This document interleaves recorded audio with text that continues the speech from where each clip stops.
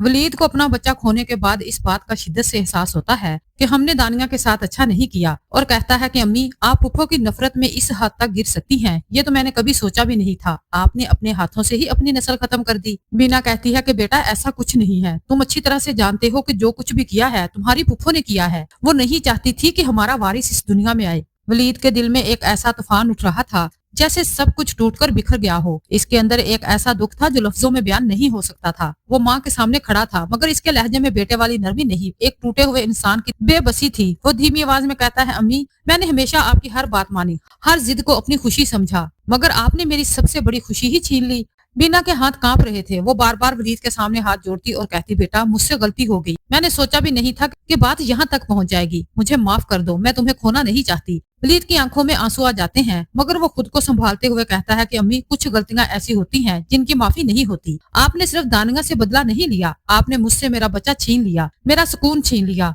अब इस घर की हर दीवार मुझे वो दिन याद दिलाएगी जहाँ मेरी खुशी दफन हो गई थी। लेकिन मेरी बात कान खोल कर सुन ले, आपको इसका खमियाजा भुगतना होगा। जिस तरह से आपने मुझसे मेरी औलाद छीनी है, इसी तरह से मैं भी आपसे दूर चला जाऊंगा। इधर दानिया हॉस्पिटल में बैठी बहुत रो रही होती है और सोचती है, लेकिन मुझे गिला है तो वलीद पर। वलीद ने भी अपनी माँ का भरपूर साथ दिया, इन्होंने भी मुझे समझने की कोशिश नहीं की। इन सबको मैं कभी भी माफ नहीं करूंगी। वलीद जब इसे लेने पहुंचता है तो इसके चेहरे पर भी वही उदासी होती है। वो आहिस्ता से कहता है, चलो दानिया अब हम यहाँ नहीं रह सकते, मैंने एक छोटा सा घर ले लिया है, शायद वहाँ जाकर हम इस दुख को थोड़ा सा भूल सके। दानिया खामोशी से सर हिला देती है, ना इसमें सवाल बाकी था और ना ही शिकायत, जैसे इसके अंदर सब कुछ मर चुका हो। वो अपना सूटकेस उठाती है मगर कदम आगे नहीं बढ़ते। इसे लगता है जैसे वो घर नहीं छोड़ रही, अपनी सारी उम्मीदें छोड़कर जा रही है। इसी दौरान सादिया को अपनी गलतियों का एहसास शिद्दत से होने लगता है। वो मुराद के सामने रोते हुए कहती है, मैंने अपनी अना में आकर सब कुछ तबाह बर्बाद कर दिया, मैंने दूसरों को रुलाते रुलाते अपनी औलाद की हंसी भी छीन ली। मुराद के दिल में भी दर्द था। वो आ भरते हुए कहता है, माँ कुछ जख्म ऐसे होते हैं जो सारी उम्र नहीं भरते।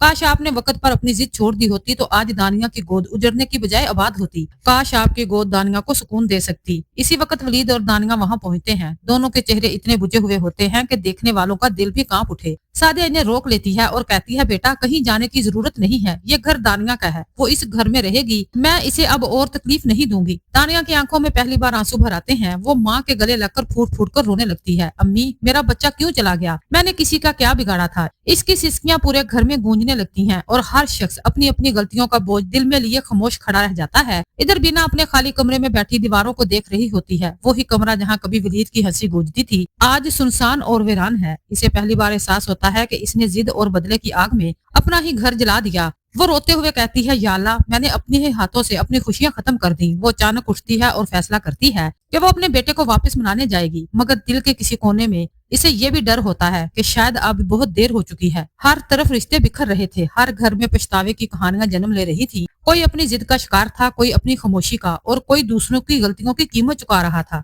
कहानी के इस मोड़ पर हर किरदार टूट चुका था, किसी के पास अल्फाज नहीं बचे थे, बस एक खामोश सा दर्द था जो हर दिल में घर कर गया था। और हर कोई यही सोच रहा था कि अगर वक्त थोड़ा सा पीछे लौट आता तो शायद सब कुछ मुख्तलिफ होता।